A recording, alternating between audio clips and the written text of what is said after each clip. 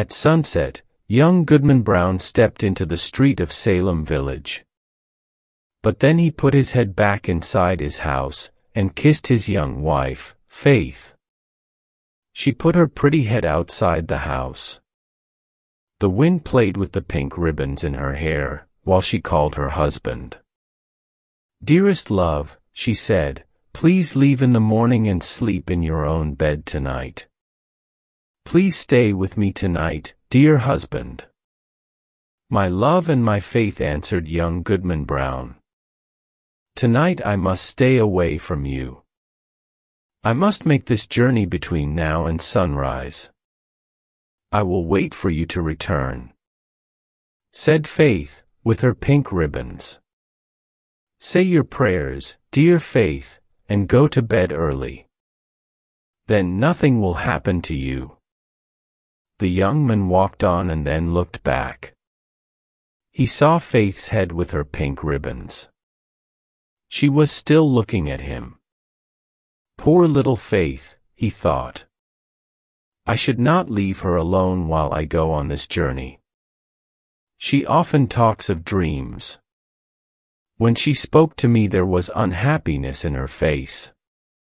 Perhaps a dream told her what I am doing tonight. Oh, but it will kill her to think of it.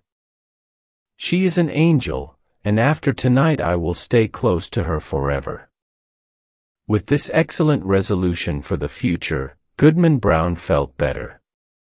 He walked quickly toward his evil purpose. He took a dark, mysterious road in the forest with tall, dark trees all around him.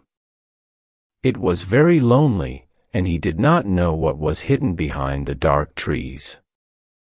There could be an Indian behind every tree. Said Goodman Brown to himself, he was afraid. He looked behind him and said, "What if the devil is here?" On the road in front of him there was a man sitting under an old tree. He got up and said, "You are late, Goodman Brown." Surprised by his sudden appearance, he replied nervously, "I was with Faith." It was now very dark in the forest. The second traveler was about 50 years old and looked a lot like Goodman Brown. They looked like father and son, but although the older man was simply dressed, he had a certain air of one who knew the world. He would be comfortable at the governor's table or at King William's court. But the only unusual thing about him was his staff. It was a strange staff. It looked like a living serpent. Of course, it was probably Goodman Brown's imagination because it was very dark in the forest. "Come, Goodman Brown," cried his fellow traveler. "You are walking too slowly. Take my staff if you are tired." "My friend," said Goodman Brown, stopping. "I met you here because I promised. But now I want to return home because I am worried about this journey." "Really?" replied the older companion. "Let us walk on. If I can convince you while we walk, then you must not go back. And if I cannot convince you, then you can go back. We have just entered the forest." Goodman Brown started walking again. "My father never went to the forest on such a journey, and neither did his father before him. We are a family of honest men and good Christians. I will be the first Brown that ever took this path in the forest and had such friends." "That's what you wanted to say," said the older man. "I have known your family very well. I knew your grandfather and your father. I helped your grandfather when he whipped the Quaker woman in Salem. And I helped him to burn an Indian village. They were my good friends, and we walked along this path many times, and returned after midnight. I am surprised that they never spoke about these things. But I can understand why. We are a people of prayer and work, and we do not tolerate evil." "Evil or not," said the traveler with the staff, I know many important people here in New England. Religious men, government officials, and the governor himself." "Really?" cried Goodman Brown. "I don't know the governor or government officials, but if I continue this journey, how can I meet the eye of that good old man? Our minister at Salem Village. His voice will make me tremble." While now, the older traveler had listened seriously. But he suddenly started laughing loudly. He laughed violently, and his serpent-like staff seemed to move. "Ha ha ha, ha ha ha, ha ha ha," he shouted again and again. Then he said, "Well, go on, Goodman Brown, go on, but please don't kill me with laughing." "To end the discussion," said Goodman Brown angrily, "there is my wife, Faith. It will break her dear little heart." "If that is the case," answered the other, "then go home, Goodman Brown. I don't want anything bad to happen to Faith." On the path in front of them, they saw an old lady who had taught Goodman Brown catechism when he was a child. She was still his spiritual teacher, together with the minister and Deacon Gukin. "How strange that Goody Chloe is in the forest tonight," said Goodman Brown. "With your permission, my friend, I will take another path through the woods and leave this Christian woman behind. I don't want to meet her. She may ask me where I am going." "Very well," said the older traveler. "You go on through the woods, and I will walk on the path." The young man turned into the woods, but watched his companion who walked along the path. The old lady was walking along quickly for a woman of her age. The traveler touched her neck with his staff. "A devil!" screamed the old lady. "It's your old friend," said the traveler. "Ah, of course it is you, your worship." "Yes, it is really you. And in the image of Goodman Brown's grandfather," cried the old woman. "Well, I was ready for the meeting, but I had no horse to ride on. My broomstick has disappeared. I think the witch Goody Core is stolen. So I decided to come on foot. If you give me your arm, we will be there shortly." "I cannot give you my arm," answered her friend. "But here is my staff." He threw it on the ground, and Goodman Brown thought that the staff took the form of a serpent, but he wasn't sure. First he looked up, and then he looked down, and he did not see Goody Cloyes or the serpent-like staff. All he saw was his fellow traveler who was waiting for him calmly. "That old woman taught me catechism," said young Goodman Brown. And there was a world of meaning in that simple comment. They continued walking in the forest and talking. The older traveler broke the branch of a tree and used it as a walking staff. Suddenly Goodman Brown sat down under a tree and refused to continue.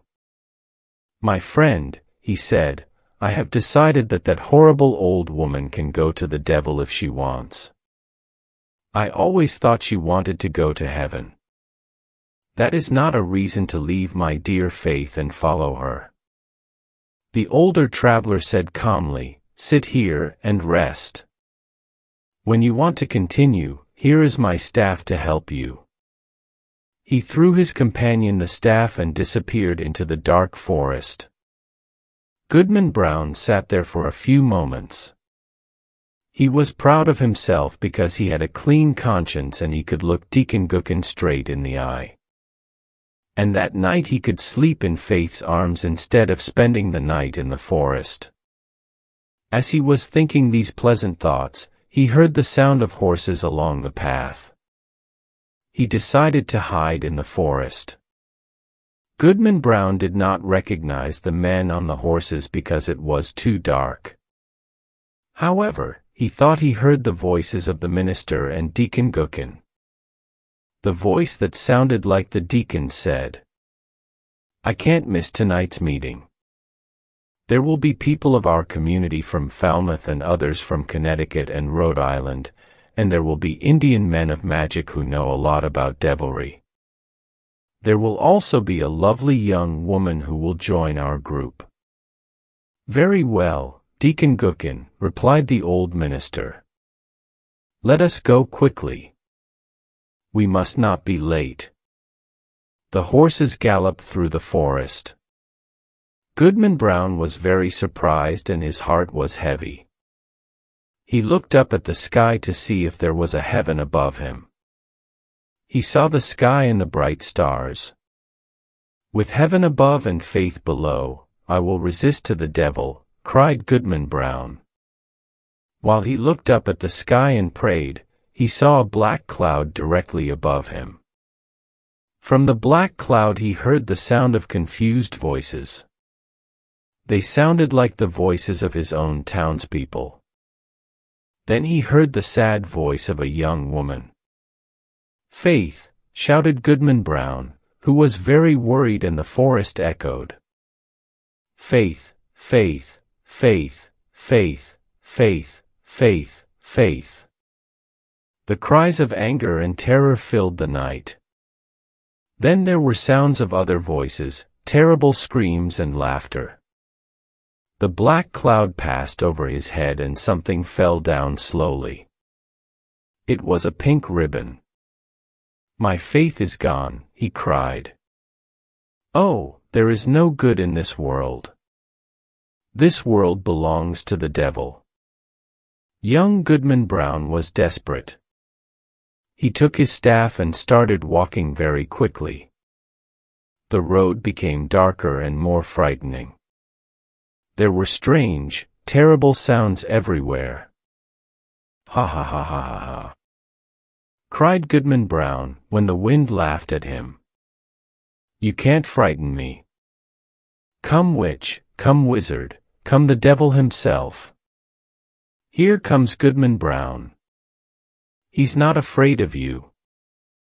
In all the mysterious forest the figure of Goodman Brown was the most frightening.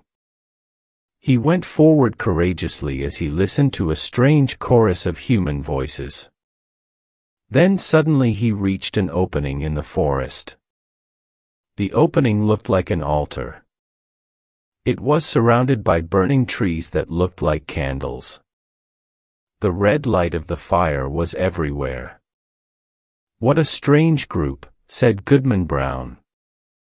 In this group there were ministers, church members of Salem Village, pious ladies, important men of the government, and young girls. Good old Deacon Gookin was there too. However, among these good people there were also thieves, criminals, and bad people. They were all together. But where is faith? Thought Goodman Brown nervously. He heard a hymn. It was a slow, sad hymn about dark sins and evil. The chorus sang and a loud organ played. Goodman was singing to the devil. It was an image of horror. Then suddenly a voice cried, "Bring in the converts." When he heard this, Goodman Brown approached the group and he felt evil. He thought he was his dead father calling him. Then he saw a sad woman who put out her hand to warn him. Was she his mother? Then the old minister, and Deacon Gookin, took his arm and brought him forward. A thin woman with a veil on her face walked between Goody Cloyes, the pious catechism teacher, and Martha Carrier, an evil woman. Martha Carrier wanted to become the queen of hell. The converts stood there surrounded by the fire. "Welcome, my children," said the dark figure. "You have now found your true nature and your destiny. My children, look behind you." They turned around and saw the fire. There was a strange smile on every dark face. All the people you knew and respected are here. You thought they were better than you, but they are all here worshipping me," said the dark figure. "Tonight you will know all their darkest secrets. You will know that respected men of the church have said evil words to young girls, that pious women have poisoned their husbands, and that young men have killed their fathers to get their money. You will understand the mystery of sin and evil, and now my children look at each other." They all looked at each other. Suddenly Goodman Brown saw Faith and she saw her husband. Remember, evil is the nature of all people. Evil must be your only happiness. "Welcome again, my children." "Welcome," repeated the devil worshippers. Young Goodman Brown and Faith stood among the others. They seemed undecided. Did they want to go on?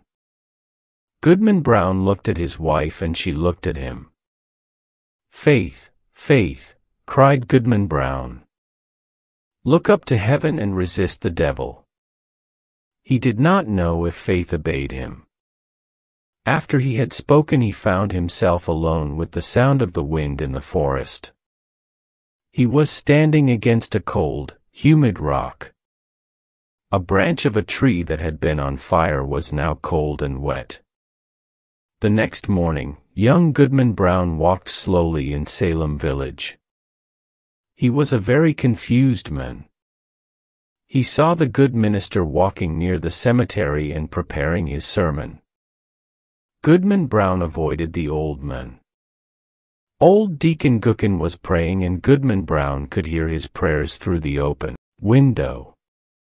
"Who is he praying to?" thought Goodman Brown. Goody Cloyce, the pious old Christian, was giving religious instruction to a little girl. Goodman Brown pulled the little girl away. Near the church he saw Faith's head with the pretty pink ribbons. She was very happy to see her husband and almost kissed him in front of the whole village. But Goodman Brown looked at her severely and sadly and walked on.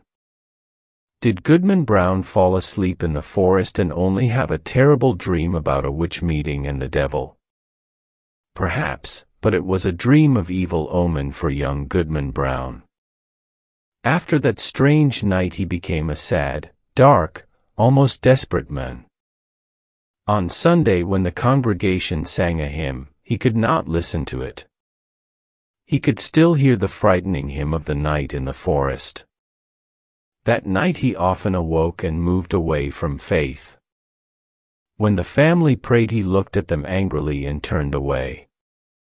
After a long life Goodman Brown's body was carried to his grave followed by Faith, his children and grandchildren. There was a procession with many friends, but there were no hopeful words on his tombstone.